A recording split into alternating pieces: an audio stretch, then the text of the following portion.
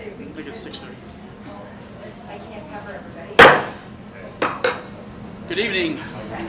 I call to order this meeting of USD 49 Board of Education for November 23rd, 2020 at 6:30 p.m. So some board members are in the room. Obviously, there's 4 of us, but Board Member Pallister, Board Member Bickle, and Board Member Chance are on Zoom,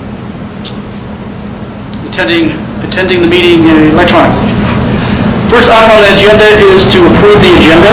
The agenda is posted on Board Docs, a link to which is on the USD 49 website. I move to accept the agenda as written. Do I have a second? Second. Thank you. Please. I believe. Lance. Any discussion about the agenda? Okay. All in favor of the agenda, please say aye. Aye. Anybody opposed?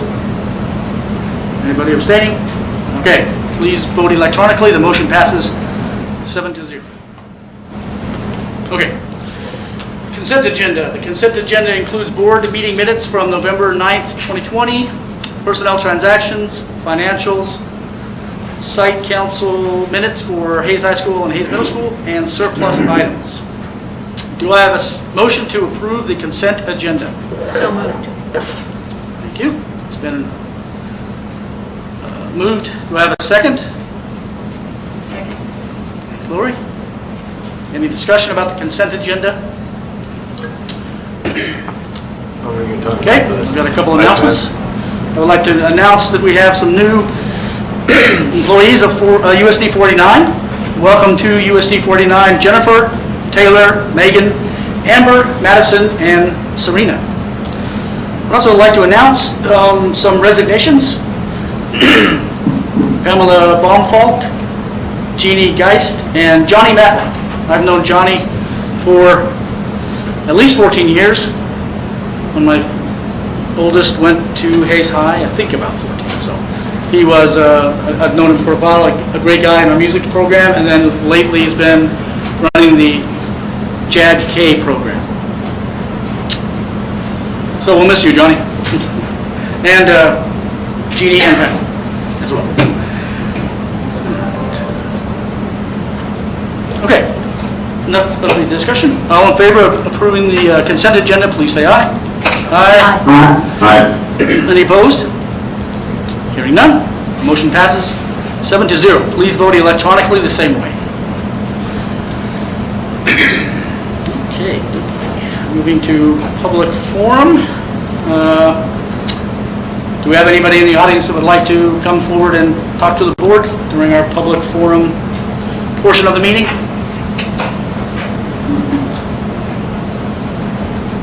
Okay, seeing no hands raised up, I'll move on to the next item, which is item number 4, presentations. We have a USD 49 Foundation check to present to us.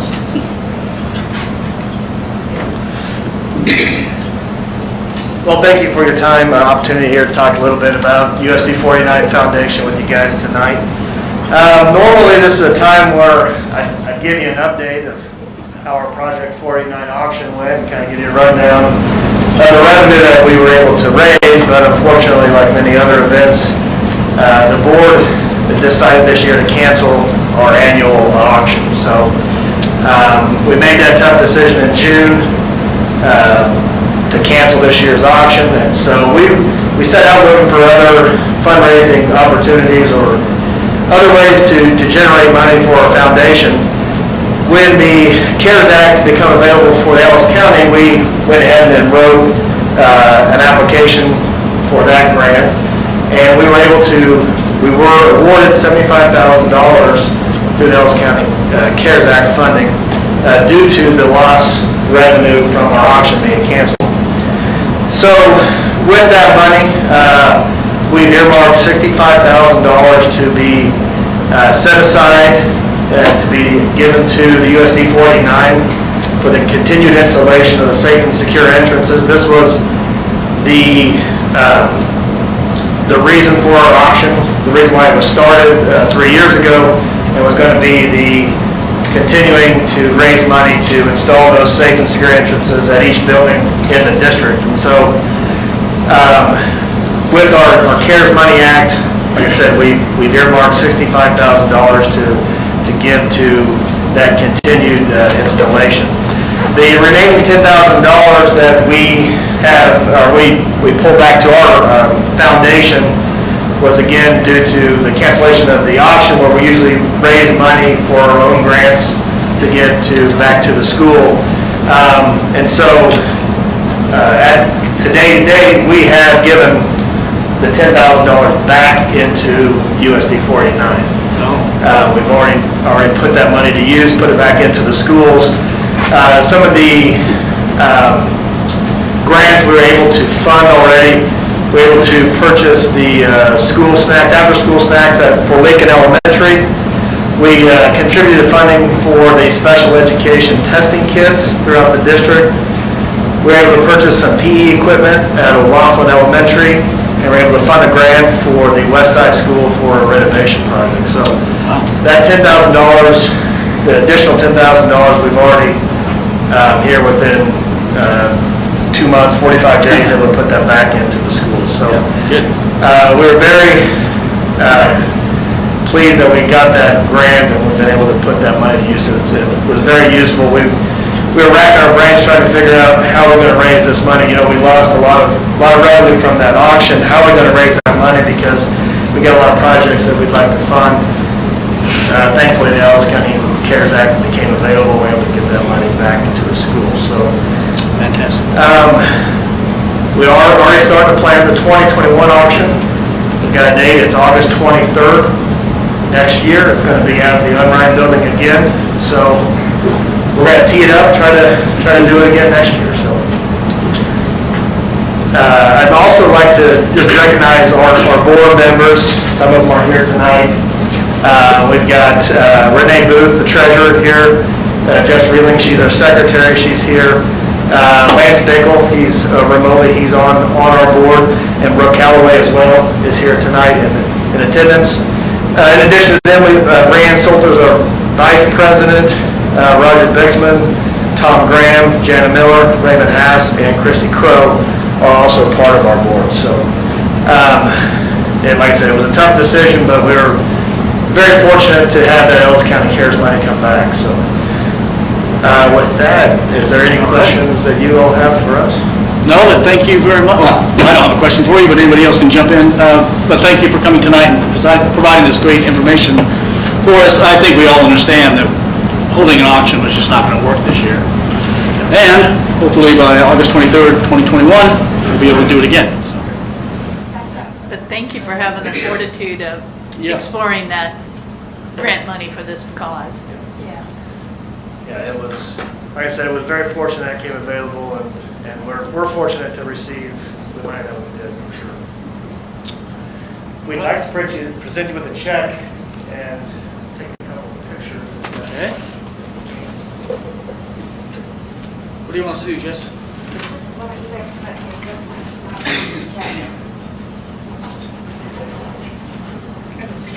Yeah, sure. Oh, just you then. That works. All right. And the auction's October 23rd, right? October. Okay. Oh, Thank you very much. August, October, makes more sense. Smiling. Okay. Thank you. Yay, thank you.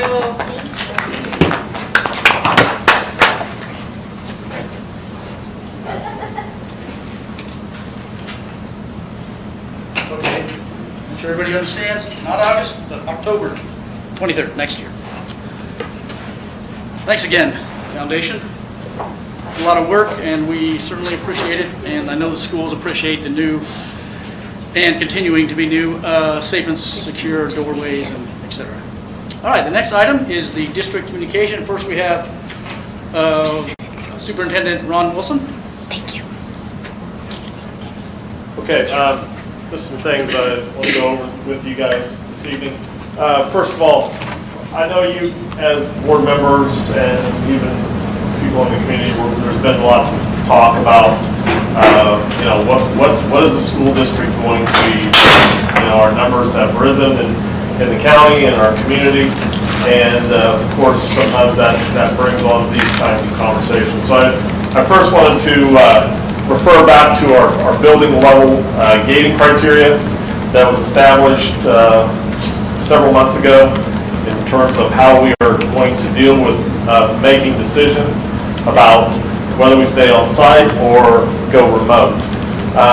Just to review those real quickly, we have one classroom with two positives, two positives or even more.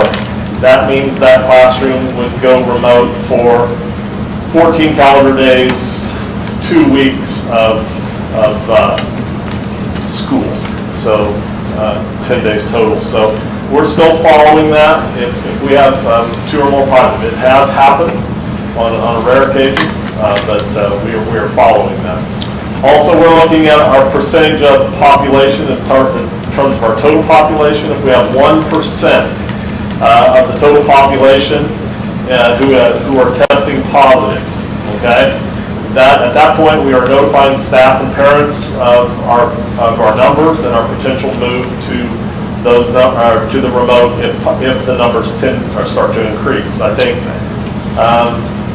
just last week, Hayes High School was just slightly above 1%, and so we sent out a notification to staff and parents. And basically, once again, that's sort of a warning that we just, may have to do something. Just giving people an opportunity to prepare. Right. And also just that if there's some things, if they notice their kids or staff are getting sick, it's something an alert as well. Right. When we get up to 1.5%, okay, that's when we start looking at remote. We consider possibly going to a remote situation. Of course, we'll look at any kind of links or that may be connected that may show us that we have a cluster or something like that.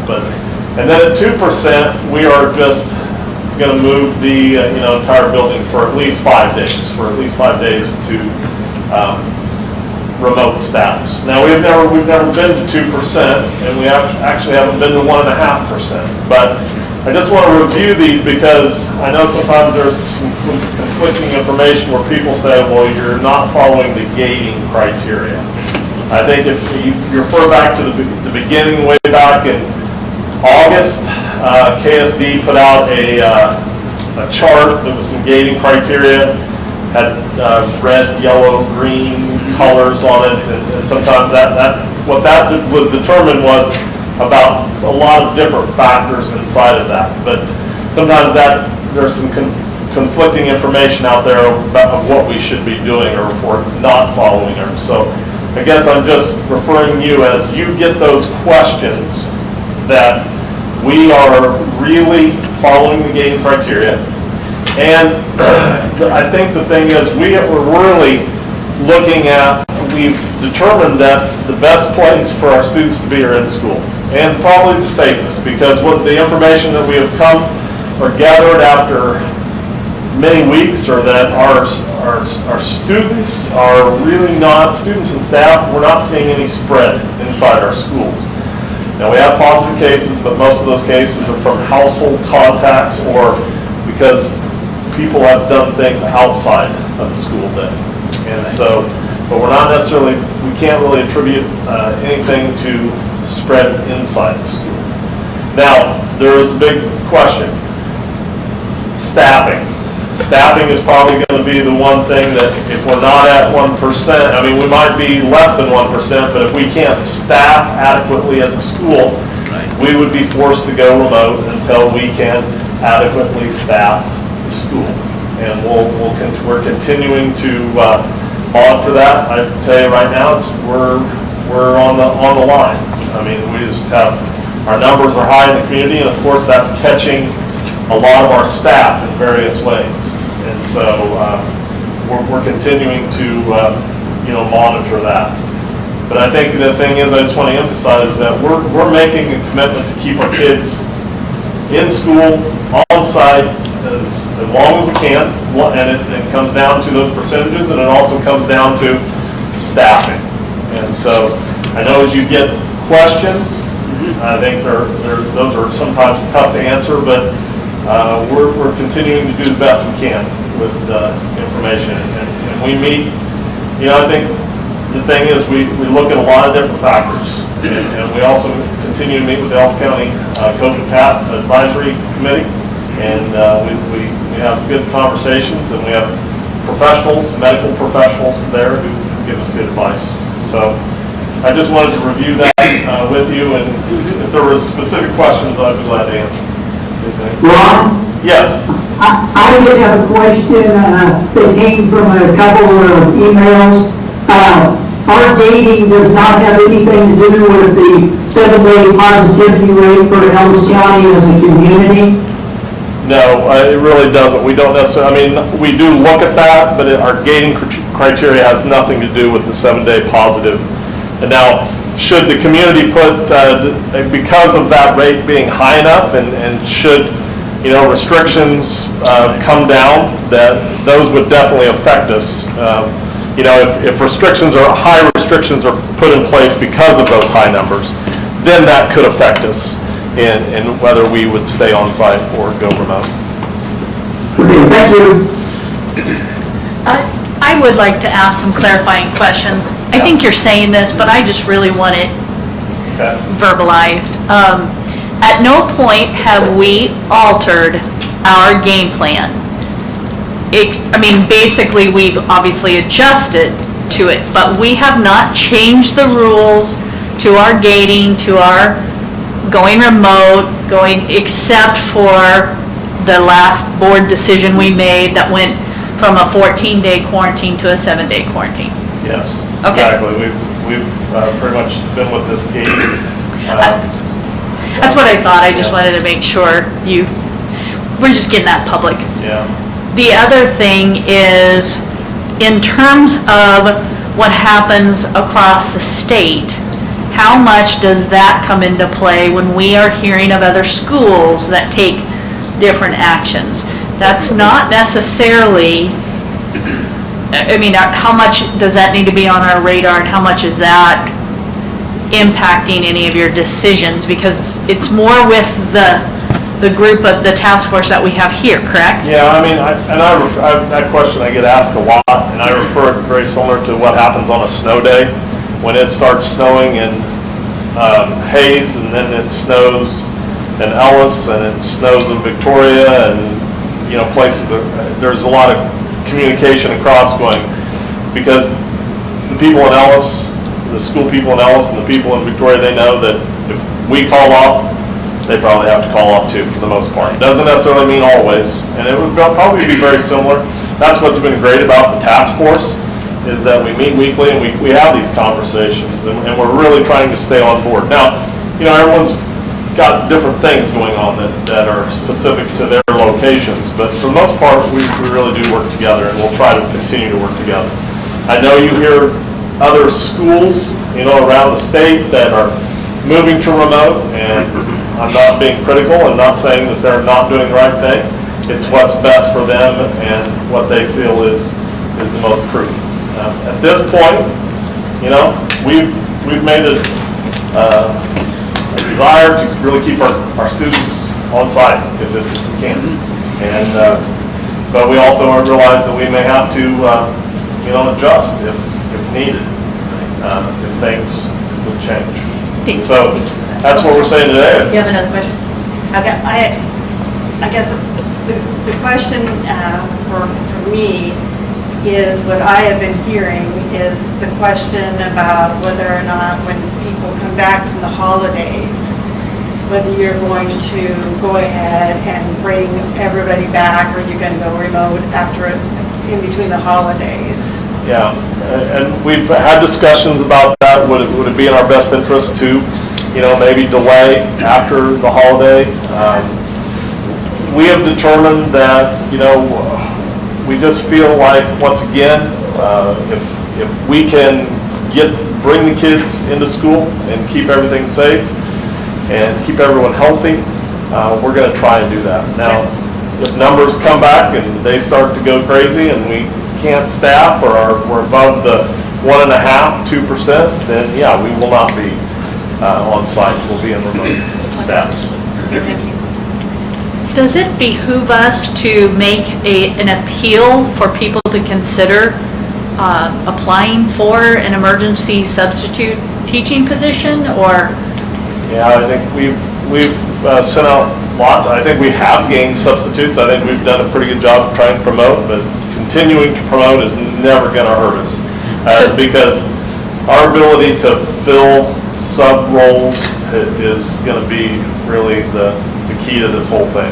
So it could be a message to businesses that allow your employee to consider subbing on occasion for, that will probably be less time than actually having to be home with a child if, so it could be more economically feasible if employers would maybe get behind this as well. Possibly, yeah. Possibly. I think the vacancy is still open. I mean, when we get over Yeah, it's always out there. PR plugs to advertise, hopefully at semester time too, kids who graduate, that maybe haven't found something for the winter or the spring semester. We work with the education department at least and make sure they're pushing it, but I thought really about businesses, definitely can help spread the word. I think it's interesting that we, as you pointed out, we have lower rates of the virus spreading around in the schools than outside the schools. And I think one reason, many reasons for that, but one is that the distancing rules and the mask wearing rules and the washing your hand rules are being enforced in the schools. So as people go out to Thanksgiving, hopefully they'll think about enforcing the rules at home at their places too, so the kids can get back healthy. Yeah, I mean, just for today's data that, right now we have 19 total students and staff who are identified as positive. But that's out of possible about 3,800. Right. So it's a very minimal number of positives inside our school. And so that, once again, that shows you what we're doing is working. Now, that does not account for the quarantines. The quarantines, those are not positive, but we have a lot of students and staff who are still, even though with the reduced quarantine period, we're still at a pretty high number of students and staff in quarantine. Well, actually, I should have listed that as one of the things we're doing that may be helping, Yes. So.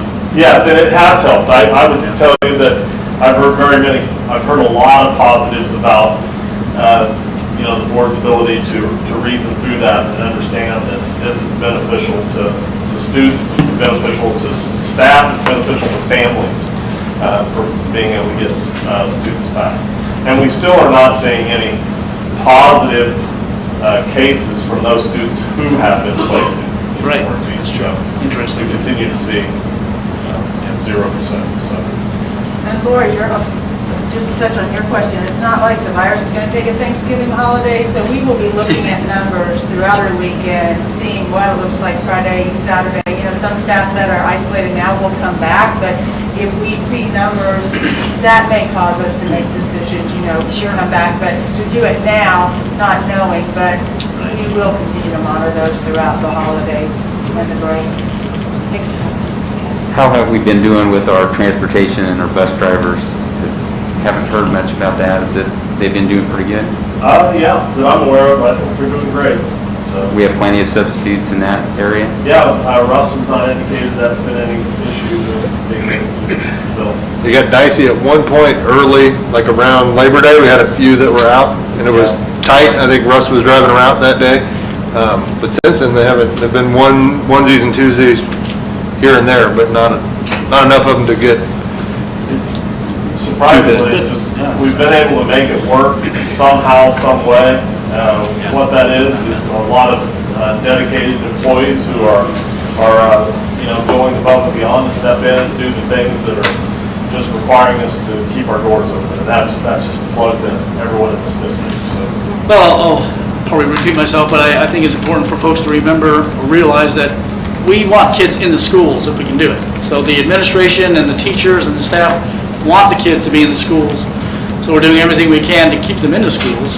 If we get to the point we have to go remote, we'll go remote. But I've received a few emails sort of implying that we were pushing to go to remote too soon. And I just, no, we want to keep kids in the school. Yeah. That's our, if we can do it. All right. Is it also fair, though, not just keeping them in school, but also to have as similar of an experience as possible? Yeah. That's part of the equation, and that patience from an adult's perspective is different from the patience of a teenager who may lose his or her year of whatever just by us being patient. That's a fair concern and is on the top of your heads and hearts. Okay. And also, maybe to add on to that, Andy, there's other factors. I mean, and this is not necessarily the reason we only stay in school, but I think it does attribute. If we would go remote, we completely understand that the ramifications that occur outside of the school building. So let's say we go remote, we have now a bunch of elementary kids who are home. Naturally, that means that we're going to have a lot of parents who are maybe healthcare workers who suddenly cannot work because they have children at home. And so that's factors that, I mean, this has several different, pieces to this. It's not something we take lightly. And We have our gating community, which we follow, but when we're discussing these issues, these kind of things come up. And we know Thinking how, about them. and just in referring to our healthcare workers right now, I mean, they're just saturated. And we understand what effects we would have, as a local organization and how their ability to care for people, so. Thank you for all that the mental energy, truly the blood, sweat, and tears that all the district is doing, and thank you for entertaining all these questions that I have. That's not at all indicated to be critical of what you are doing. It's more to bring forward to a public awareness that it is not as black and white in your chairs as I think many of the public would define it to be. So thank you. Well, and our principals. And all, yeah, I should say this entire room. Yes, they're the ones who it's, live it day in and day out. what a tremendous team approach we have, and it's really inspiring. And I think we're lucky. I know there's a lot of other school districts who are very lucky because you truly find out how much people care about what they do. Okay, so we move on to the next item? Well, actually, I'm gonna throw a couple Oh, more things sorry. out. That was just one of a couple more. Yep. I think, and some of you may be aware that Acacia recently proposed delaying winter sports until January 15th. That was approved by the executive board for delaying the winter sports season. And there's a lot of pieces to that, but basically, starting January 15th, they would allow competitions to resume. And this is for basketball, wrestling, bowling, swimming, everything. Even debate, forensics, all those activities. But starting January 15th, if this is passed, they'll not allow any fans starting January 15th through the end of January 28th, I believe. They are going to allow 2 tickets per student athlete for those events, if that does pass. And then starting at the end of January through the remainder of the season, there will just be limited fans. And so this will be voted on, I believe, tomorrow. There is a Acacia Board of Directors meeting where it will be proposed, and we'll know tomorrow whether we are going to have activities here in December. We have already started our middle school seasons. They would just be stalled or ended for some, and we'll be able to pick back up in January possibly. We'll just see how that goes, but I wanted to make the board aware if they were not already aware. Also, recently I attended a virtual legislative forum just kind of wanted to all get that on your radar. I think the message I got is that it will be an interesting legislative session, but as long as I've been doing this, I've heard that over and over, so it's really no different. It's always an interesting legislative session. I think the message that, as board members, really, if you talk to any local legislators, we're really going to need their support going into this legislative session. In terms of school funding, holding the base per pupil aid that has already been allotted to us or will be allotted to us. And also just that, a reminder once again, the SPED funding. Right now, we receive about 72% of costs for SPED funding.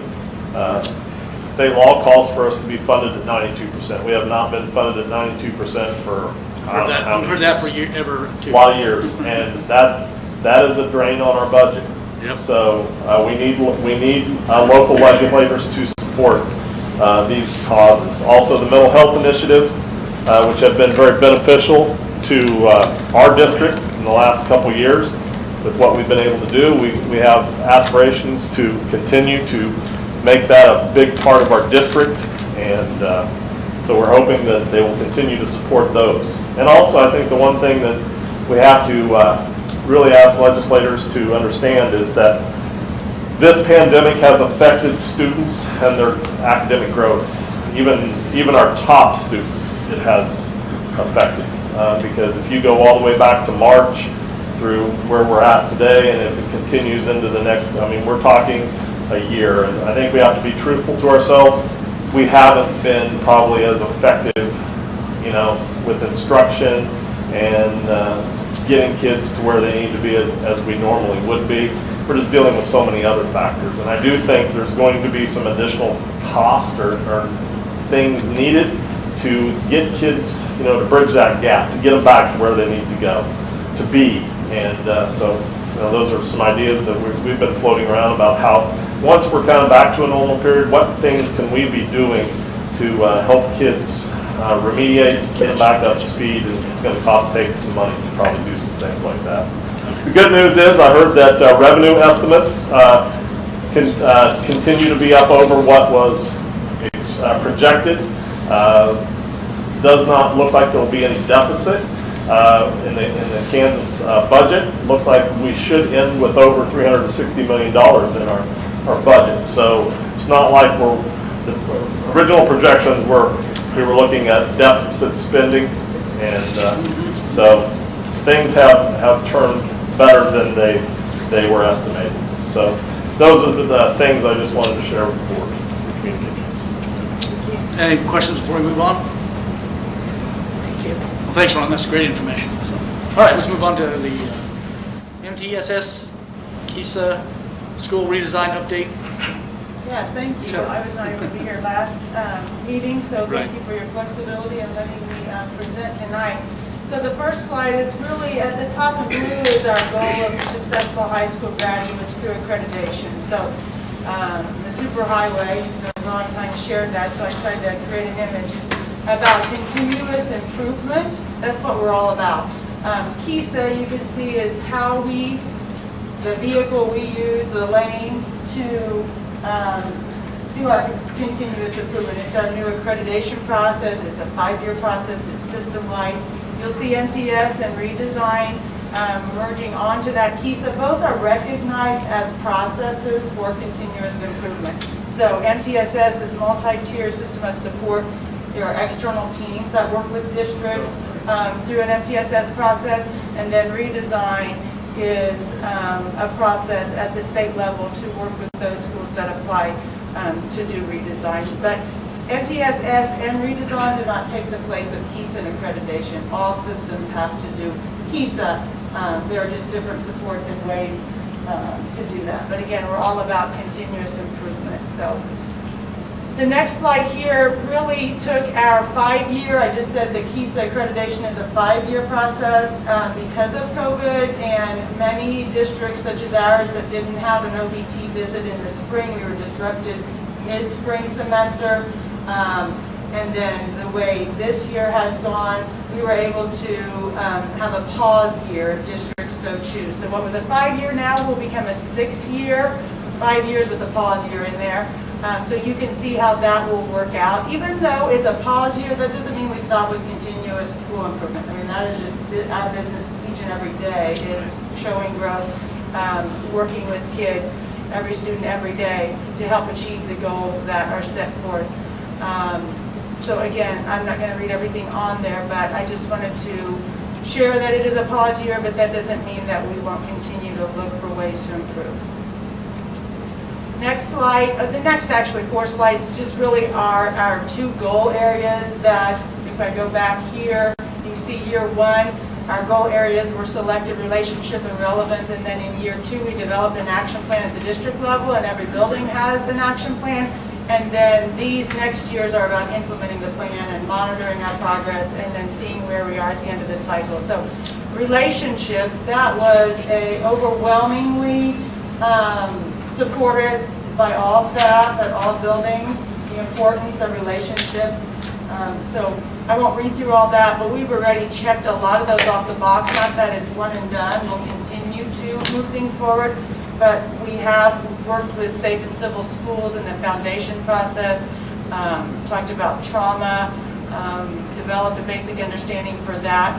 We have trained all of our staff in chance or disciplinary and secondary schools, which is foundational structure that we use, and we will continue to do that with new staff, so we do that. We, at the pre-K through 5th grade, we have a second step social emotional curriculum, and then middle school and high school also.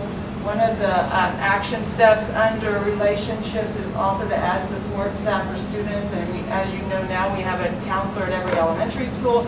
We've added the middle school and the high school through applying for the mental health intervention grant. We have their liaison, so all of that is really to help support that relationships goal. Those are some of the other things listed there. As far as our second goal then is relevance, and it's really about making sure students, a lot of this goal came down to looking at the data that parents and students complete when we do perception surveys every year. How engaged do they feel? How relevant? Do they feel like the instruction they're given is something that they can apply to real life? Is it meaningful? So we do perception surveys, and we ask students and parents to do that, and that data is really important to see how we're doing. So relevance is the second goal as a district. We focus on some of the things that are outlined in these action steps is aligning instruction to standards. That's ongoing. We did spend some time last October at an in-service doing that. And then also connecting learning to students, giving students voice and choice in their learning. We've done a lot through flex activities this last summer. Pretty much the entire offering for those summer trainings were designed around that. Part of this action plan, though, the steps, is to provide that tiered system of instruction and behavior support, and that really led us to seek the outside MTSS external team to come in and work with us. So districts may try to do a tiered system of support for academics and behavior on their own, but the state through TASM does offer an external team to come in, and that is what we started this year, and we'll be working district-wide in all of our buildings through that MTSS process, which is exciting. It aligns well with our accreditation year because it's a 3-year commitment, and so we'll finish up with them as we finish this cycle. I'll talk a little bit more about MTSS in a second, but I wanted to point out that it was part of the action plan that we designed, and that's why we are moving forward with that. As far as redesign, I want you to notice the 489 in pink up there on the map, Apollo 2. Lincoln is in year 1 of redesign. So they had some staff, went to a redesign conference last year, really embraced it, went back to their staff voted, you all approved it. So they are in year 1. They are designing their rocket, and then they will work this year in what they want to really focus on as a redesigned school. Some of the things they're talking about are being future ready, empowering students to persevere. So they really want to help kids succeed each and every day. And they have some assistance with an outside team from KSDE on their redesign project. So it'll be an exciting year, and I'm sure they'll come back and share with you what their rocket looks like and when they're ready to launch and what that means for Lincoln Elementary. So this is just a little bit of a connection statement. Again, redesign is not separate from KISA. It's recognized as a process for school improvement. So all of this, whether it's KISA, whether it's redesign, whether it's MTSS, you can see some of the words up there that are bolded. It's really about continuously improving, focusing on our board outcomes. We want to look at systemic changes and also make sure that we are looking at evidence-based practices. We see that and hear that often. And then that we reach out to all stakeholders, whether that's in our schools or the broader community. So that's the connection with KISA and redesign and why it works well for Lincoln to have decided to do that. Any questions so far? Shanna, I know we use the Kansas State assessments, but what other assessments are we using district-wide to be able to evaluate how we're doing? Well, we have, through the tiered system, we use STAR as our screener currently for the reading and math. We are looking to a behavior screener. We don't have in place across the district a system-wide one. We have different buildings using different things. So the MTSS team, that's one of the things with our admin district leadership. We took an assessment inventory, and we're going to flush some of that out. FastBridge, we will look at as an admin team when we come back from Thanksgiving, and it offers reading, math, and behavior, all three screeners in one package. And there's a lot of schools or districts around Kansas that are moving to FastBridge. So we're going to look at that, and I'll talk a little bit more about that later in the presentation, about what the team has decided our focus is. But right now we look at STAR assessments. Then of course in every classroom there are just different classroom level assessments. I know we do the teacher college assessment. That's kind of a running record type assessment that we have for ELA. Whether it's curriculum-based assessments, Alan, that we have. We do some different like PAST and Literacy First at K1, 2 levels. So just a variety of things. But that's part of the MTSS process, is we'll flush those out and really try to tighten up some of those assessments and do a better job of looking at the data and making some decisions around that. One of the things when we did, the MTSS team came in, one of the first times we met, is the quote that they shared is, "Don't design the future until you deeply understand the present." So I'm going to share with you a little bit of our data. I do want you to understand that this is based on the spring of 2019. Last year, the spring of 2020, we didn't have state assessments. Everything was, interrupted and disrupted. So this is based on 2019, the spring of 2019. And actually, our MTSS team put this data together. They're looking at how Hayes is doing compared to the state. So the state average is at the top. And then they pulled similar sized districts that would be someone would have some validity to comparing ourselves to. So as far as free and reduced, some of our demographics, so the state average for free and reduced percent is 47, you can see 0.3. We're at 39.64, or we were in 2019. I'll just pop up a few of these others. You can take a look at where the rest of them fall. Give you a second to look at that. So this is an area where you might prefer to be low. As far as free and reduced is the socioeconomic status of students, and we know that those who come from free or reduced homes may often be at risk or may not have some of the experiences that they bring. So that is a subgroup we look at to make sure we're helping students close any gaps that might be there. So that's where we are as far as free and reduced comparisons. We're third from the bottom, or the third lowest. As far as ELA, the state assessment, this would be of the students who take the state assessments, that's 3rd through 8th grade, then 10th grade. The goal is to have 75% of our students at level 3 proficiency or 4 above that. And so you can look here, the state average is 36.58, Hayes is at 43.57, so above the state average, but we'll see here how we compare to other similar districts our size.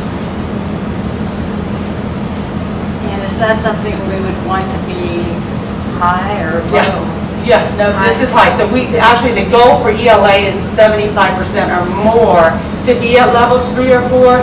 So again, we have a lot of work to do statewide, but this is why we can celebrate kind of where we fall, but we want to get better at everything. So where we land right here at 43.57 is we earned the copper. If you remember the star recognition case, he's doing star recognition for academic performance. We were at the copper level, which is anything from the state average to right under 50%. So you can see that's where we fell. But our goal is to get to bronze or silver or even gold. So yes, we want to continuously improve and get better. So looking at this, we were the third in the top 3. And then we did the same for math. The state average, 32.64, and you can see where Hayes is. And then as we fill in the rest, in this one we are in the top, we're the second, so top 2 for math. Again, looking at levels 3, which is the proficiency level, 3 and 4 of those students who took the state assessment in 2019. So again, we want to know where we're at, but also know it's continuous improvement is what we're after. When we take a look at SPED, then the comparison is what percent of our students are identified as SPED. So that's what this data is showing us. So the state average is 15.17. As a district, we're 19.42% of our students are identified as SPED. So we're pretty high. We are high, because when you look at the rest of them, they just went all in together. We are the highest.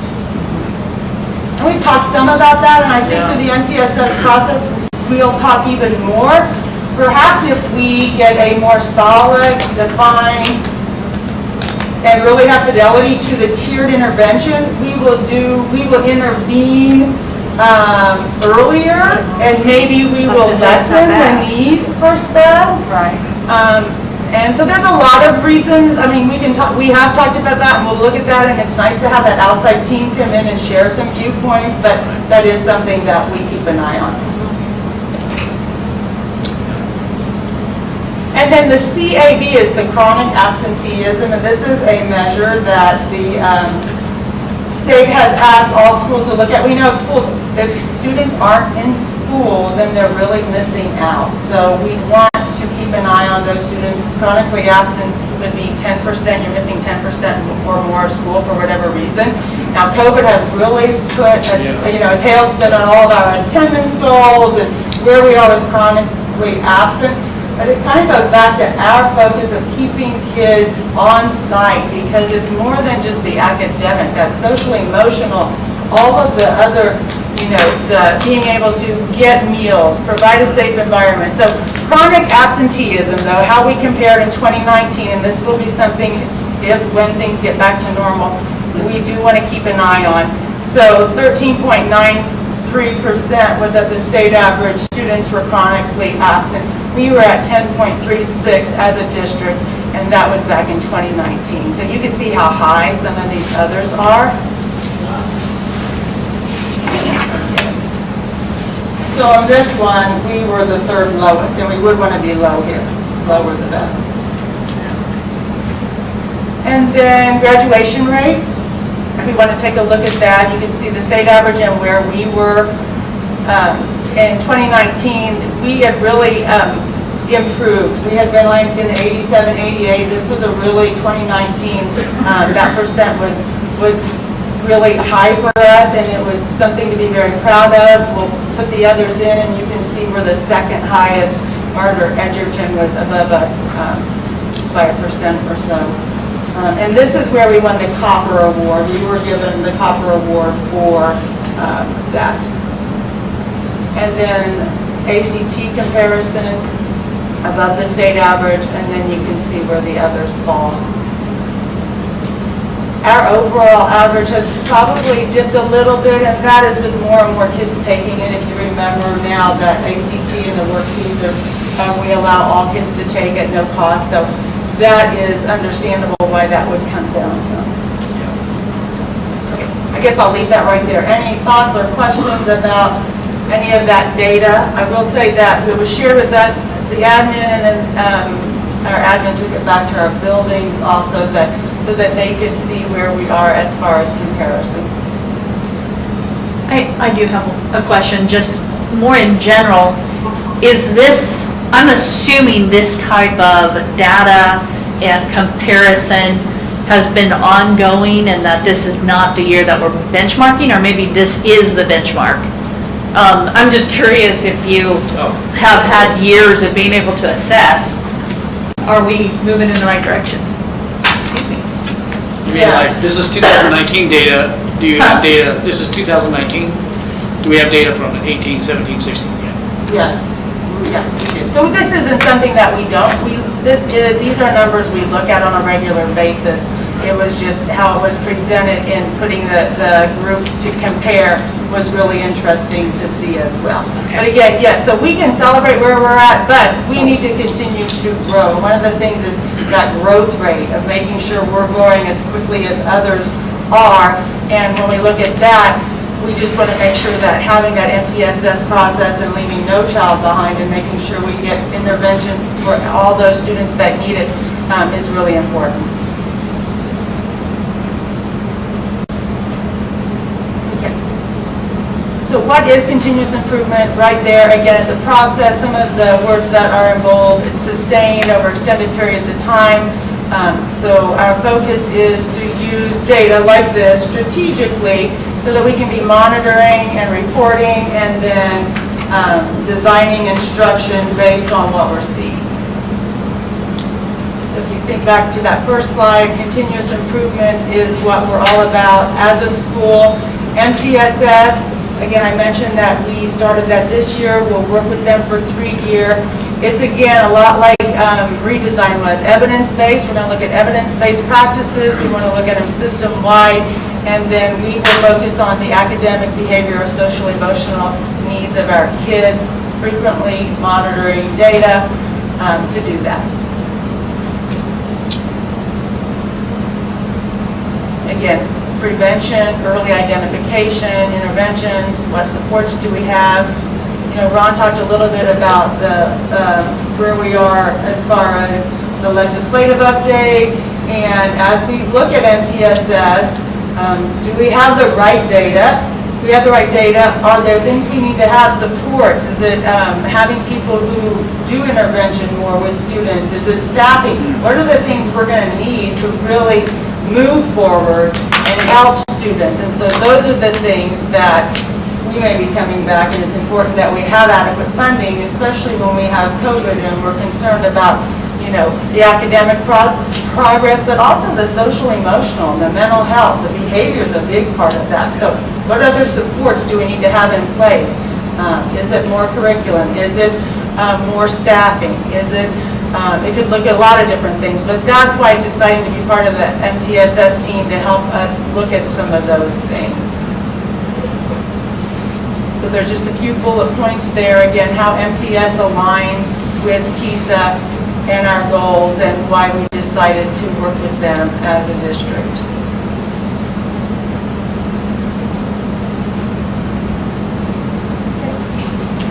So when we get to this workshop in January, December, I keep getting my money mixed up. Is this going to be part of that workshop? Oh, are you going to the KASB? Yeah. Yeah.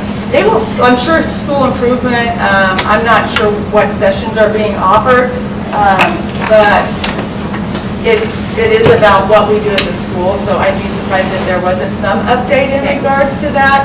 They may focus on, you know, how we're helping in these COVID years, what we can be doing to help students, whether it be, you know, one of the things that would cost money is a summer school program. You know, if we need to extend the school year and offer some type of summer school for those students that we identify by the end of this year, that will cost dollars. So I'm not exactly sure what the sessions will be, but I'd be surprised if there's not something around, at least school improvement.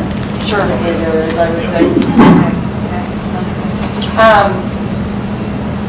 Yeah, so as a team, I did want to mention that we have met a few times as our admin team, and we really are going to focus on behavior making sure that we don't lose ground in the work that our buildings have done with the Safe and Civil School and the foundations. So really looking for a behavior screener that we can get a data point or two on this year will help. And then with the dyslexia guidelines and the initiative, that is still on schedule. We have to have things in place by the fall of next year. So we know that we need, the STAR screener doesn't have an oral reading fluency part, so we knew we'd have to look at another screener for K-5, maybe even K-8.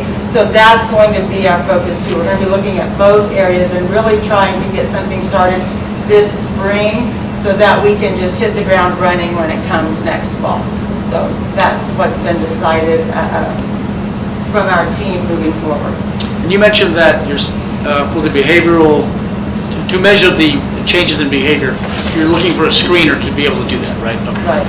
Just wanted to clarify, that's what you were, okay. Right. No, I think that data is very, I love data. I love it when you come and present this data to us. And the one that did show the different columns of the different issues and the 20 schools or whatever, that was very interesting to me. Now, did they come up with those schools, or did we decide which schools to put in? They came up with the list that they felt were comparable or ones that would be worth looking at. There is the KC building report card, and you can click on some similar schools. They have that tool online that every district has access to, or the state of Kansas. I think most of those schools were 5A schools, comparable size, and then the ones at the bottom were our leagues. No, I love it. Most of the categories, we were right up there with Shawnee Mission and some other schools, so that's cool. So that's it. If there are no questions for me, we'll just keep you updated as we move forward. Very good. Shannon? Yes. I appreciate you giving us all this information. As a board member, I really hope we can get this information out to the community. I know a lot of our parents that are on site councils know this, but our community doesn't know how well we are doing in schools. We ought to, like you said, we need to celebrate, we always want to do better, but we need to do communication to our whole community, how well our teachers, administrators, parents, it takes everybody in the school to have us doing this well on all of this information. Yeah. School and community. Yep, good point, Craig. Yep, good point. Excellent. Shannon, are the action plans from all the buildings available like on their websites, or how do our community be able to look to see and how to support them? Yeah, we've not required them to be available on websites through their site councils. They would do that. That's, the purpose of the site council, but it is something we could look to link from our website if you think that would be of interest. I do have kind of an overall graphic that shows ours and all the different buildings, and if I don't have that on the website, I'll definitely get that. I'd be interested in seeing that overview. That'd be great. Thank you. Yep. Okay. All right, well, thank you all. Well, thank you. We really, Well, thank everybody as I mentioned, I again. love this time of the year when you bring data to us. All right, next is the district lease update from Chris. Yeah, I wanted to spend just a little bit of time with our finance update, I guess, talking, I think, fairly timely with some decisions that you've got coming up. Wanted to give a little bit of an update, and there's a handout in the inboard docs. I'm just going to talk through a couple of things there. So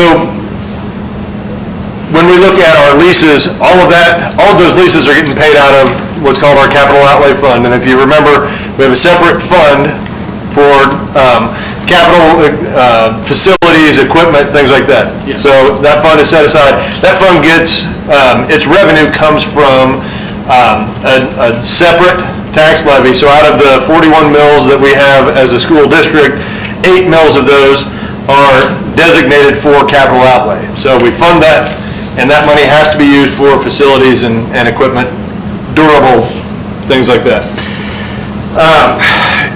Just put in a few years of history there to get kind of a feel for what that fund looks like. We average about $3 million in revenue based on those 8 mills, and you can see expenses have been anywhere between 2.5 and 3.5 over the last 3-4 years. Last year, it looks like it's a little higher, but if you remember back in March, when we had to go remote, we used some of that time to speed up some of the projects that we had. So there's a few things that got spent out of last year that were basically this year's money that won't get spent again. Some of the carpets and the activity bus. That was purchased out of last year's capital outlay, knowing that now we're not buying another bus this year. So last year's expenses were somewhat just a chance to move some of the timelines up, but won't actually increase our expenses that much out of capital outlay over time. The reason I started there is because I wanted you to be able to see out of that 2.5, 3 million-ish that we're spending out of capital outlay, about 800,000 of that is currently, on a 3-year average, about 800,000 of that was going towards leases. Next slide there in your handout goes through what our current leases are right now, and you can see we're under that 800,000 this year, and the reason is we had a few leases that have come off. So we had an HVAC lease for the middle school that last year was paid off. We did add, over the course of the last couple of years, we added the early childhood campus and our K-5 iPads, as well as this most recent, the infrastructure upgrade with Dell. So those are going in as leases. They're pretty short-term leases, looking at 3 years. And the reason that was chosen was because of the financing. So the Apple is at 0% and Dell was just over that at 1.3. You can see over the next couple of years, we've got the rest of the HMS leases are coming off. So within a couple of years, by FY '24, we'll be down to Oak Park being the only lease that's remaining right now, with whatever might get added in between now and then. Okay. Next slide. The reason I think it's relevant to talk through those things right now, we've had some discussion with the sale of Washington. You're going to have $500,000 coming in. One of the things that we've discussed is on that current ECC lease at Oak Park, that's our highest interest rate that we're paying right now. If you could, one of the options would be is if we took that $500,000, you could put it towards buying down the principal on that lease. Right now, if we go through the 10 years, you'd end up paying $353-ish in interest. If you put the $500 down towards it right now, I had estimated about $140. We actually sat down with Bank of Hayes and Brandon Pro and re-amortized it as if we were to make that payment in January, and it would actually be $131,000 and some change. So a little over $130,000 would be saved in interest, and your lease would pay off 3 years early. So it would be 3 years early and $130,000 in savings. Another option right now, because interest rates are low, we've done some estimating. If we went and refinanced that, the lease for that Oak Park property, we would be, it's a guess right now because of fees and don't know exactly what rate you would get. If we got 2.5% with the fees and everything, we'd estimate about $45,000 maybe over the course of the life of that lease, saving about $45,000 in interest. Another option that you would have with that $500,000, or another option you would have would be with the potential lease of the Roosevelt HVAC system, because that's failing out. We'll be talking about that one next. One of the things I just wanted to put some examples out there. These are made up numbers because we don't have the estimates yet, but we think it'll be somewhere around $1.8 million for that project. If we get 2.5% interest on a lease, if that's the route we chose to go, and that 1.8 is a close number, then if you finance the whole 1.8, you can see you'd pay probably around $230, $240 in interest over the course of a 10-year lease. If you put that whole $500,000 towards that lease to buy it down, and you finance 1.3 million instead, ballpark, you're looking at saving maybe $65,000-ish in interest over the course of a 10-year lease there. Again, those aren't hard numbers because we're guessing at what the interest rate might be, and we're guessing at what the actual project price would come back as. So all of that, I think, to give you an example or give you an idea of where we're at right now with leases, what our commitments are over the next several years in leases, and then also be able to help make some decisions on, do we want to take that money and pay down some current lease, or do we want to take that $500,000 and put it towards some different projects that are out there? There's no shortage of projects that we could apply that money to, but I guess first decision that we'll be coming up to is, how do you want to use that money? And then if you choose to do projects, then we can start a conversation later on about what those might be. Well, there are a lot of projects out there that we are chipping away at. Yes. We're doing the best we can to address them this year and a little bit next year, and it might be nice to just finish one of those off. Yeah, one example, and it's just one example because it's a really in-your-face example of how we're chipping away at things. So the Hayes High parking lot. Yes. We are in year 4, I think, of doing that. If we continue, and we've been spending $150,000 a year doing sections of time, concreting, taking out the asphalt and concreting in. If we stay on that pace of about 150 a year, we've got 5 more years to finish that project. There's plenty of other examples. We've got rotations for carpet. We're looking at, we've been doing rotations for roofs. We're looking at some different things of potentially starting some rotations for window replacements, doing smaller projects, a little bit of time, what we can chew off. So yes, there's no shortage of projects that we could put that towards. And there's lots of examples of things that we continue to chip away at a little bit at a time, given the resources that we have. Yes. And it's tonight the night we make a decision? No. It's just No. information?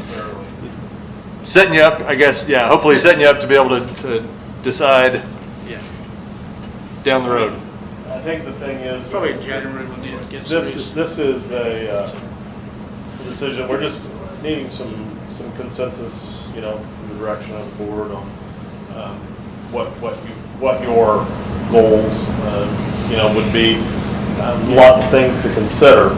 And if you look at that 8 mills, I mean, what's crazy is the district right now, of the 8 mills, $1.5 million you're spending on leases every year, which gets into, of course, is this the time, or is is this something that we need to be thinking about what we want to do for the district in terms of capital projects, maybe a bond, issue, because once again, these are things that, this is a big conversation that entails a lot of different things. So I have a silly question to ask, and I went into communication so I could avoid the math classes, but obviously when I work on my personal finances and work with financial advisors, they always say, you address the high interest expenditures first, you pay those off, because if we put anything into a savings account, that's obviously not going to reap as much reward as to paying off the higher cost. So I guess, I don't know whether that is a philosophy that applies to this business world, but it just kind of makes sense that we would want to pay off the higher interest rather than saving for an unknown project that may, be addressed in a It would not law. necessarily be saving, it would be spending, and that's what. It'd be what? It'd be spending on projects that would be done. True. And just speed those projects up Yes. and be done with them. Because I think that's the dilemma that has occurred, and of course, perfect, that's finance 101, to take care of that, and that's what Chris is proposing, and he shows you that it would be a savings. However, once again, over the course of time, because of bond issues failing, 1992, the last bond issue, we have lots and lots and lots of projects that have gotten pushed back. And you also have to remember that, in a sense, and it wasn't that when you spent the money in advance last year, your capital your capital project expenditure availability is only 2.5 million this year. So, or that's what's been budgeted. So if you did add that 500,000 back into capital, outlay, we would be on a normal rotation in terms of what we are normally used to. So these are decisions we don't have to make tonight, but it is some decisions that we just kind of want to roll out. Do we have an updated list of all those projects? I've asked Chris. Chris has been working pretty diligently and getting out and visiting with building principals, and we are working on that. That'll probably be something you'll see in January. And I know Rusty does have his list of ongoing projects. I think they're color-coded for what stage we're in or something like that. You could probably bring that to us in January, too. Well, yeah, we're going to kind of maybe update that a little bit. Okay. And refresh it a little bit. Okay, yeah. Is this what is the route that's usually taken? Does it become a district admin team with all the input from, the buildings up, and then you present it to us? Or would you prefer not to go to a lot of work if we're going to say, no, we really wanted you to do X, Y, Z? Well, I think the thing is, just so you understand, districts don't get $500,000 to make decisions like this very often. It just doesn't happen. So I think, yes, it would be something that we don't have money in hand at this point. Once we take the money, we could put it wherever and then decide. So it's not that and some of those conversations that we have down the road might help us decide what we want to do, in the future. Yep, very good. Okay. Probably January, we'll have to start talking about this again, because the sale goes through, Yeah, the sale will completed. be completed into December. Yeah. Yeah. That's what I meant. So, sale will go through. All right. Well, thanks, Chris. Any more questions for Chris? Chris, Yes. I had one question. Yeah, go ahead. Fire away. Okay, I know back in the second meeting in October, it was stated that if we did the 500,000 to buy down the early childhood payments, it would save approximately 200 and some thousand. And now tonight, you said it would probably save us closer to 130 to 140. Is that just kind of a correction there? Yeah, so I think maybe we just misspoke. It would take our interest from paying about 350 to down to around, we were estimating at that point paying down to about 240-ish for the 140, 150 at that point in time savings. So does that make sense? I think I misspoke. It wasn't the savings. It wasn't the savings, yeah, it wasn't the savings, it was your interest would go down into that 230, 240 range versus the 350 that it was initially set to be. Okay, I just wanted to Yeah. clarify that we had the right numbers. Yeah.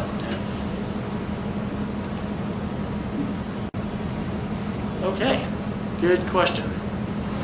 I think we'll be talking about this a lot more. There's a lot of details we need to go over. Are there other things, I guess, as we move forward, and again, because we're not asking for anything tonight, to kind of tee it up, and really the decision becomes, in many cases, the capital outlay really is to do some of the building projects and some of the more minor renovations and upgrades and things like that as you go. In this district, like Mr. Wilson was stating, we're using 1.5, 2 mils really for building projects that could be bond type things also. And so that kind of becomes your decision. Do you use this money as more of that thing that could be bond conversation, or put it back into some of that maintenance and the more typical capital outlay expenditures. Are there other things that might help you make decisions? I heard Mr. Park asking maybe for that list of, okay, here's the projects that are out there, and we can certainly get that. Are there other things that might help you? Well, I think it's important too, what's out there, but also an estimate of how much it would cost us Yeah. to fix it, so we would know how far this $500,000 would go. Right. Might go farther if we reduce interest rate, reduce our interest, or it might go farther for us if we put it into something. Yes. Oh, also the Learning Center, I mean, we're paying $1,200 a month. It'd be great if we could figure out what's our plan for that and how we can get that savings. That's where that's going to be, how much that's going to cost, and those types of things. Yeah. And, we have some elementary projects, I'm sure, out there that we need to address, and we need to take care of some of those issues with those K-5 group. So is that almost a list of those projects that are out there and then a wish list? Is that kind of what I'm hearing? I mean, Oh, maybe. if we're gonna spend, let's just dream it.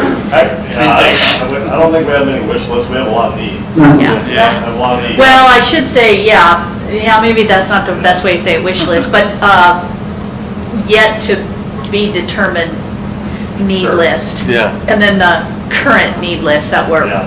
actually ongoing projects, like the parking lot, that's done in phases. Yeah, so I mean, our hope is to, I don't know, hopefully January we'll have everything. I think that's so we gonna can be a start very some helpful list. conversations. And, Because that list will, I think, help those of us that are new enough that we haven't been here for Sure. long enough of those discussions. Get us all on the same page. Yep, very good. Okay, folks, we move on to the next item? Unless you have something more, Chris? Are you wrapped up? Okay. Thank you. Thank Let's you. move on to the, yes, thank you very much, Chris. Review of the Roosevelt Elementary HVAC project, HVAC project. Okay, this is just a quick update that we have received the mechanical, electrical, structural drawings for Roosevelt HVAC project. Plans are really complete. They are not like finalized yet because we still need a last review, but that is going to happen sometime here in the first week of December, and then we'll be requesting proposals starting in January for the project. Bids will be open January 28th, and hopefully, I think by the March meeting, we'll be awarding that project. Okay. Everything should be ready to roll by the start or the end of the school year. So this is just kind of an update to the board in terms of where we're at. Everything is on target and in progress, and I think it looks good. Good. Well, thank you for the update. We do like to see where we're going with some of these projects. It's good for the public to know too that things are moving ahead. You're right, we haven't been able to pass a bond, but that doesn't mean the district's not doing things. We're moving forward. Any questions about the HVAC project yet? Okay. Next item, district business suite software proposal.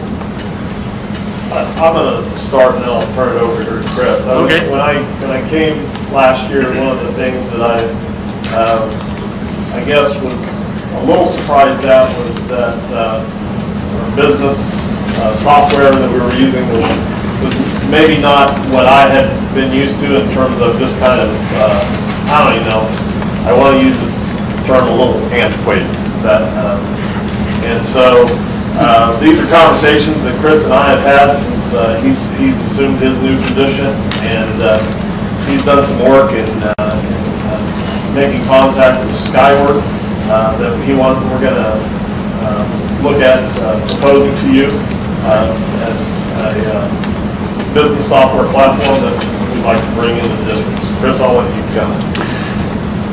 I added, and I know it was late, but because we've been in conversations with Skyward. We've also been working with other potential vendors also, but really through some pretty, what I'd call a pretty heavy investigation and conversations with districts, not only in Kansas, but also in other states that are, that have used what we currently use, that use a couple of other vendors, and so we've landed on Skyward as where we want to, I think, the direction to go forward.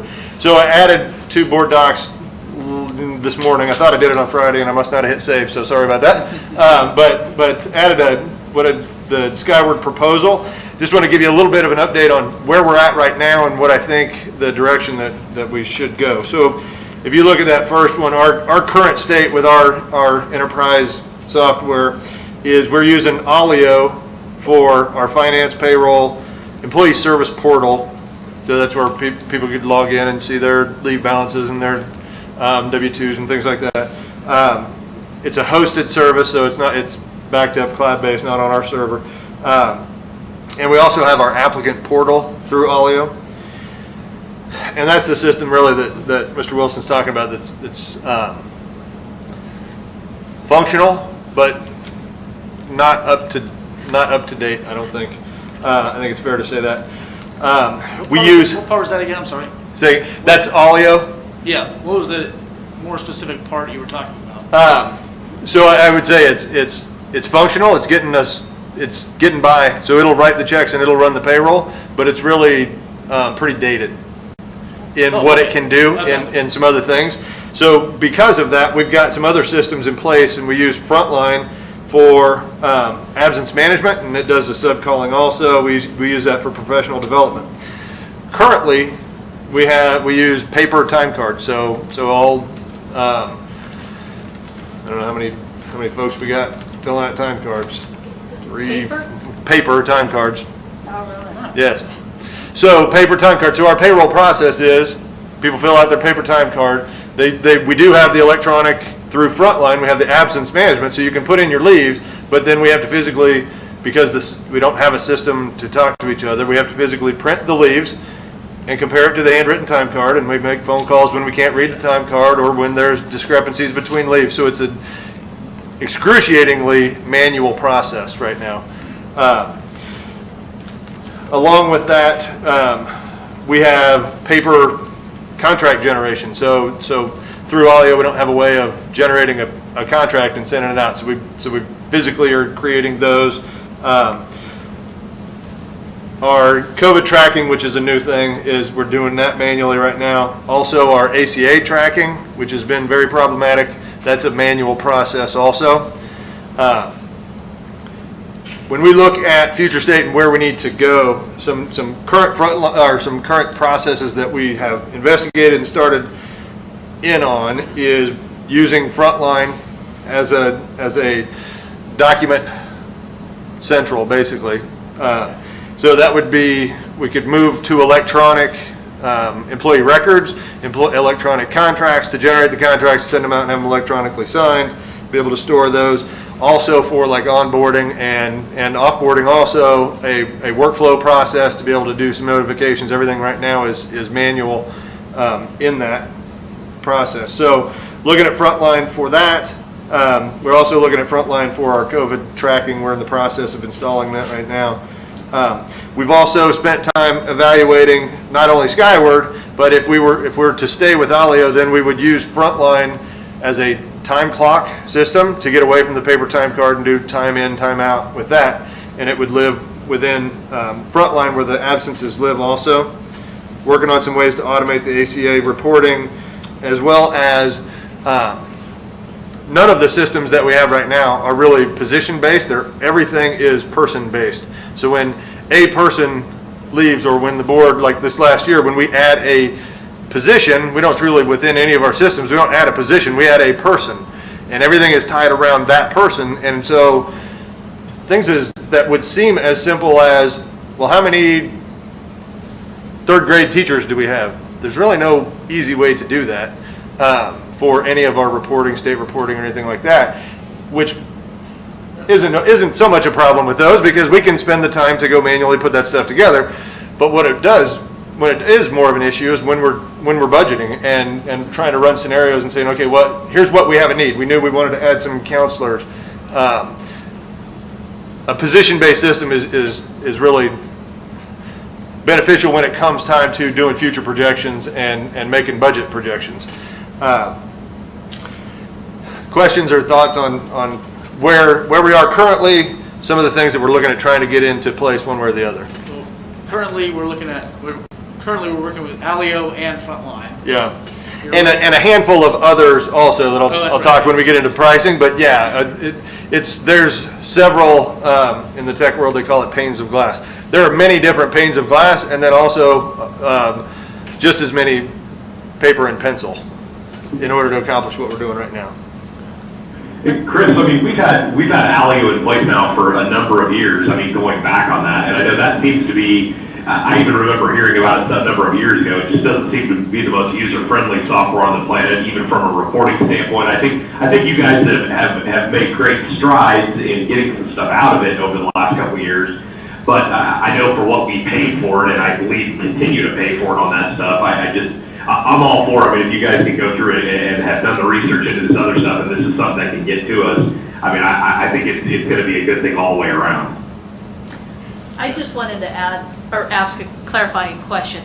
Are you saying Skyward would replace all of the other items, or are you going to need to have some Frontline to do some of what you're needing? That's a great question, and it kind of goes back to what Lance is saying too. So the functionality, and I will tell you that in our research we found that years ago, like I don't think it was a bad decision to go with Alio back when Alio was chosen, because everybody I've talked to that is Skyward now, and some of them have changed from Harris, and there's other products out there, some of them have changed from Alio, and really, at the time that we purchased Alio, it was a tie with Skyward at that point.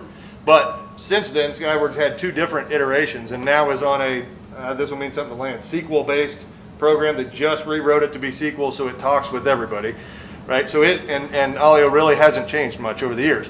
So in order to do things like paper or electronic time card and some of those leave tracking things, if we transition to Skyward, it becomes really one pane of glass with a couple of exceptions.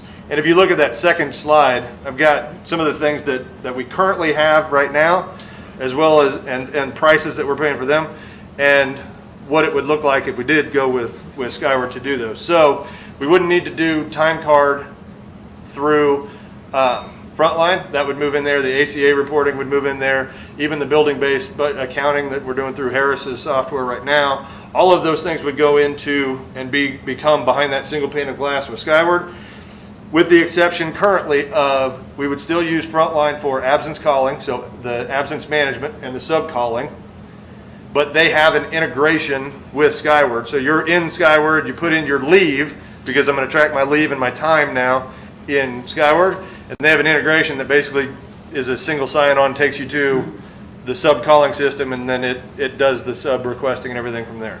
Oh. So we'd still have the Frontline for ASOP, the absence management. Currently, because the version of Skyward that we're in right now, it's been in a few other states for up to like 5 years. We'll be the first one. We would be the first one in Kansas to use it.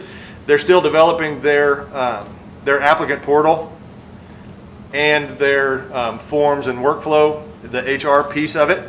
So we would continue with Frontline for probably the next few years. I'm going to say 2-3 years, something like that, as they finish up the development of those, and then at that point we'd be able to dump those Frontline modules also and move those behind the Skyward pane of glass also.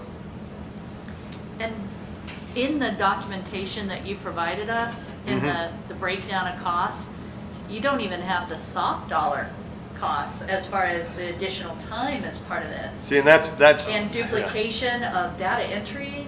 And accuracy and efficiency that is just, it's quite frankly, it's impossible to be accurate and efficient like you would want to be with where we're at with the systems that we have in place. Now, the thing that's not on that sheet and on your last one is the quote. So there would be some install and some setup, and they would, through negotiations, they would spread that over the course of 3 years. And it's a heavy investment, but I think Lance mentioned it earlier.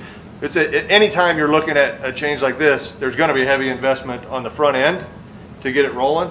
But Tammy, what you're saying, I think, is spot on.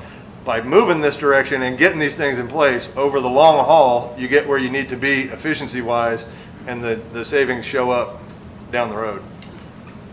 Chris, I would agree that Alio has worked for us, but it has not been a friendly user software. One of the things I wonder about is the amount of training it took to get us up to speed, not only at the district level, but at the building levels on Alio.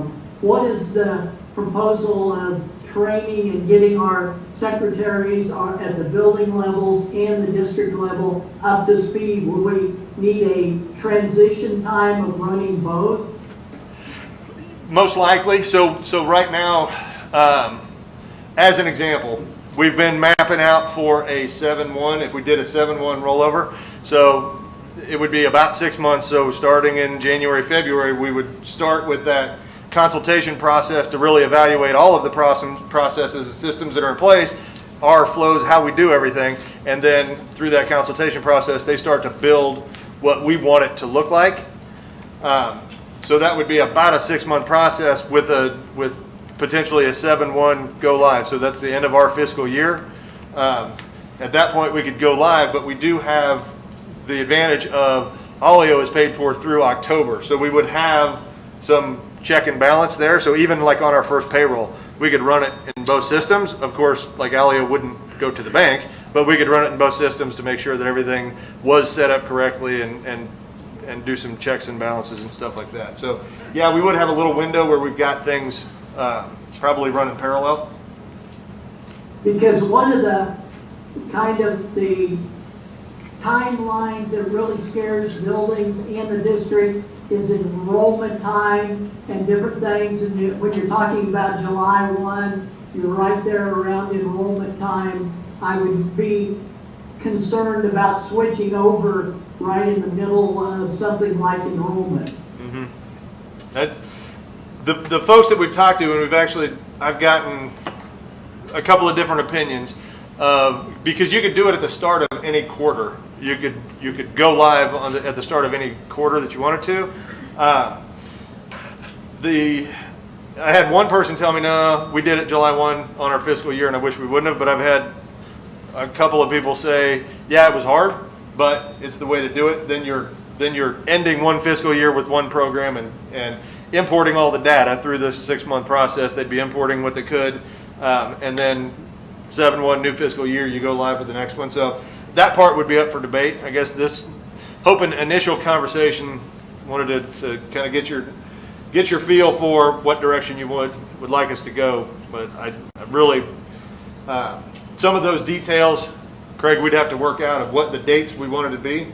But conceptually, we got to do something because we got to automate some of the processes that we have. And I think the two choices are we stick with Alio and then we use Frontline and other vendors to wrap all the way around it to accomplish the things we need, or you make the switch and you go to Skyward and you start to get rid of some of the other vendors and have some efficiency just because it's behind one pane of glass.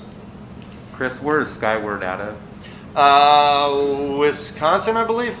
And and you don't have the training, and are they going to have to send people out? And is that in this? That's all in, yeah. So there's consultation in the more detailed quote. That 3-year cost for implementation that's spread over 3 years includes upfront consultation to create the system and then all of the training to get up to speed. Some of it is video stuff, some of it is can be in person. And then the other nice thing about it is there's a pretty good number of other districts within the state that are Skyward already, so they have user groups within the state and also like a state conference where you can get together with other folks. So, who regionally are you aware that are using this right now? The ones that I've been talking to the most is because I had some connections and would be like Hayesville is using it. El Dorado, the special education co-op interlocal there. Who else? Great Bend. I think Dodge. No, Garden City. Garden City was. So quite a few regionally. Really, when you look at the softwares that are out there, there's really three pretty prominent ones in Kansas. Alio is not one of those. Skyward. There's a Harris product, AA Web, or no, Aptifund. Sorry, Aptifund, and then what's one out of Girard? Max Accounting or something like that, I think. You think this is going to save time? I mean, we've added several people to HR and to payroll, and a lot of, is that going to eventually help in that if it's going to be more efficient? The process, yes, yeah. Whenever you have multiple platforms that you have to work on, Yeah. as well as duplicate entry, that's a significant soft dollar cost savings. For like just for example, right now. So normally every month we have that manual reconciliation of here's a printout of who took leave, here's everybody's time card, and we go through each one. There's about 400 cases each month in which we have to reach out to somebody because the leave didn't match the time card for whatever reason, and none of it is nefarious. It's all whatever, you know. It just happens, and so we have to reach out and reconcile up to about 400 a month. With COVID and the number of leaves, we had to do 1,600 of them last month. You can't have enough people to be able to do that efficiently, to physically go through all those lines and then read every, you know. So yes, Alan, to answer your question, by doing this, it's not an easy process to get there, to make any kind of a switch, and I think all of our folks realize that as we've been talking through it. The first time we brought it up, it's like, no, I don't want to. Don't mess with my world. But then as we start looking at different options and all the other ones that are out there, and then start landing on Skyward, everybody recognizes it's going to be a lot of work, but the payoff is going to be. So the people you're talking about your department heads like payroll and Renee and Yeah. all So those key people and HR that really. We spent an hour on a web call today with a district in Wisconsin that went from Alio to this Skyward product. So we were just talking to them about, tell me what you don't like about it. Tell us why we should stay where we're at. Tell us what we need to think about if we were to go that direction.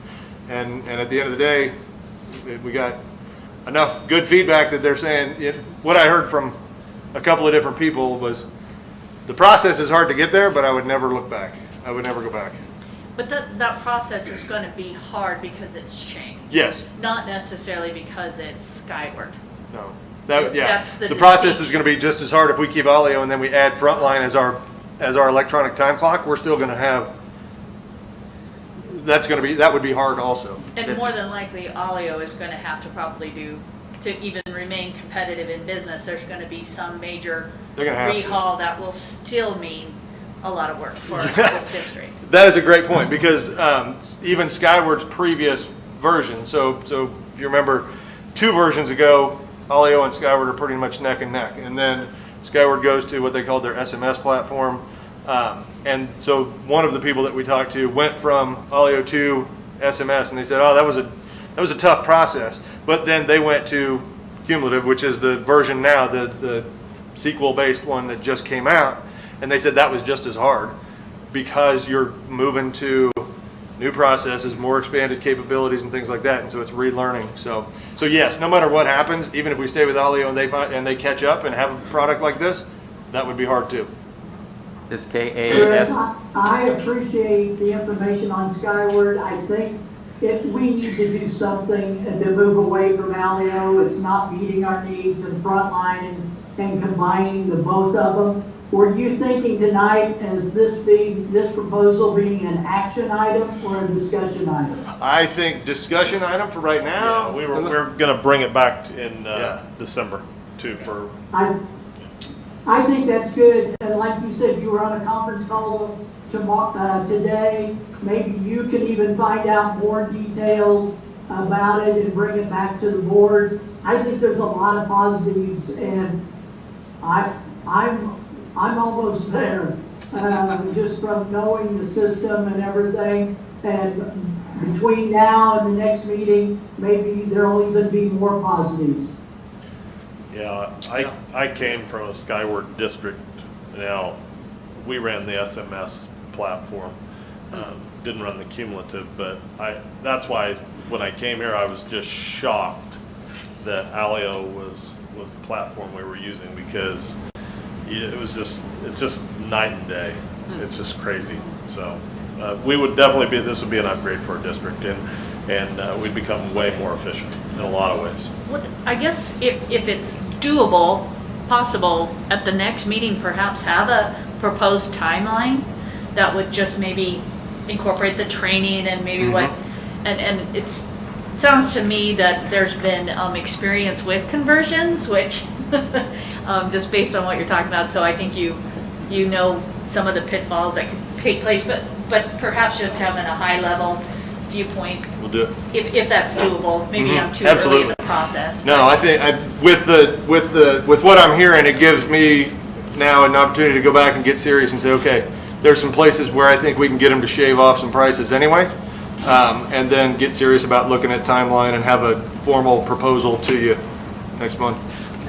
Can we use KSB? Have they done some research and helped you with this? I don't know that. I can reach out to them and see. I know that there's been times in which the state has floated the idea of a more centralized statewide program, and it's my understanding that Skyward is who they were talking to about trying to do that. So 51 districts in the state 51 in the state. that use So, Skyward. yeah. So I don't know. I can reach out to them and see. I hadn't talked to anybody at KSB about it. That's great. Okay. Thank you. Good information. Yes, very exciting. And I think if we can make a decision next month, that gives you enough time to make plans to get it going along, get it moving, get the training happening, so that we can implement it smoothly in, what do you say, October? Or August? July. I would say July. right now, our tentative would be a July 1 go live. Whatever works, that's Yeah. what I'm trying to get at. It looks like there's several phases though to that Yeah, rollout. yeah. That makes sense. Oh, cool, all right. I don't envy the work that's ahead, and yet I totally understand the why behind why you're asking. Very good. Okay, let's move on to the Lost Craig. next item, which is future meeting agenda requests. Or items you would like to discuss in the future. Okay. Not hearing anything, board? Okay, let's move on. Next item is the executive session meeting we need to hold. Okay, we have actually two tonight. The first one is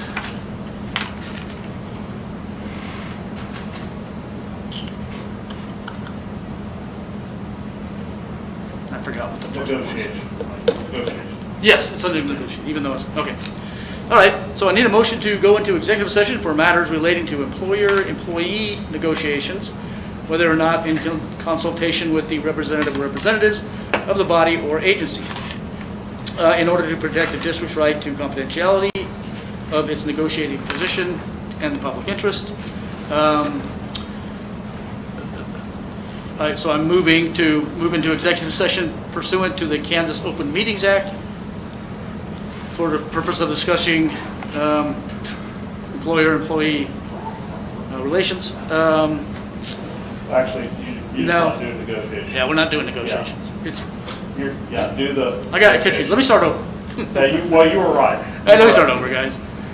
Motion to go into executive session pursuant to the Kansas Open Meetings Act for the purpose of employer-employee negotiations. No, not negotiations. Yes. Yes. Discussions. Employer negotiations. Okay. An open meeting will resume in this board meeting at boardroom at, how much time are we going to need to discuss? 15 minutes. Okay, so let's Is- give ourselves a break. So we have- Yes, is he trying to, it's, Craig got out of the online, he's on the way. Oh yeah, let me give us 10 minutes. Lance and Michelle are still on, so they'll be in here. 5 minutes, 5-minute break, and then 15 minutes after that. Yeah, Okay, so we're returning at 20, 25, 30, 35. 8:35. 8:35? Okay, 8:35 in this room. Do I have a second? Second. What a mess I made. Any discussion? You're good.